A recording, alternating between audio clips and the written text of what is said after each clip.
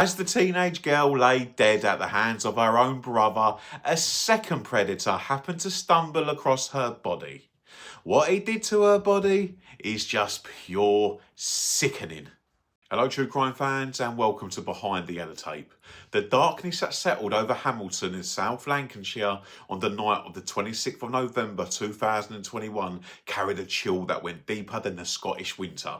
It was a night of profound betrayal where the concept of family was not a sanctuary but a death sentence. 16-year-old Amber Gibson was a girl who had already known too much hardship. A product of the care system, she was a soul seeking stability. When she left her foster home that Friday evening, telling her carers she was heading to meet friends, she was actually walking towards a predator she shared blood with, her brother Connor Gibson. And they met in the heart of the town before drifting toward Cadsall Glen. This was a wooded ravine that slices through the urban landscape. Under the canopy of the skeletal trees, the atmosphere shifted from a meeting of siblings to a scene of primal violence. Connor Gibson did not just kill his sister, he hunted her. The forensic evidence would later paint a harrowing picture of a sustained struggle.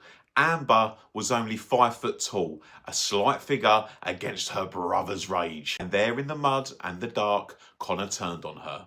He didn't use a weapon, he used his bare hands. He compressed her neck with such force that the delicate structures within her throat were crushed. As she fought for breath, he sexually assaulted her, a final depraved act of domination. Once the life had left her, he stripped her of her clothes, leaving her broken, semi-naked body in the undergrowth, concealed by the damp earth and the silence of the glen. But the horror of Amber's end didn't stop with her brother. As her body lay cold in the woods, a second predator, Stephen Allison, come across her. In an act that defies the boundaries of human decency, Allison did not call the police. He did not seek help. Instead, he sexually abused Amber's deceased body, further desecrating a girl who had already suffered the ultimate violation. While the community searched for the missing teenager, Connor Gibson played the role of the grieving sibling. He took to social media posting a public tribute to his big sister, claiming his heart was shattered. It was a calculated, chilling performance. Behind the screen, he was washing his blood-stained clothes and disposing of Amber's phone. When the police finally discovered Amber's body on the morning of the 28th of November, the scene was one that seasoned investigators would describe as truly horrific. The physical evidence was overwhelming. DNA, CCTV footage of them walking together, and the inconsistent lies Connor spun eventually collapsed. In the end, the trial revealed the depths of the depravity. Connor Gibson was found guilty of murder and sexual assault. Stephen Allison was convicted for his unthinkable actions towards her body.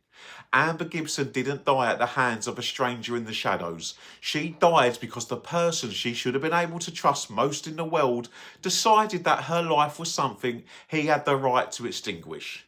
In the quiet of Cadsall Glen, the only thing louder than the silence was the magnitude of that betrayal.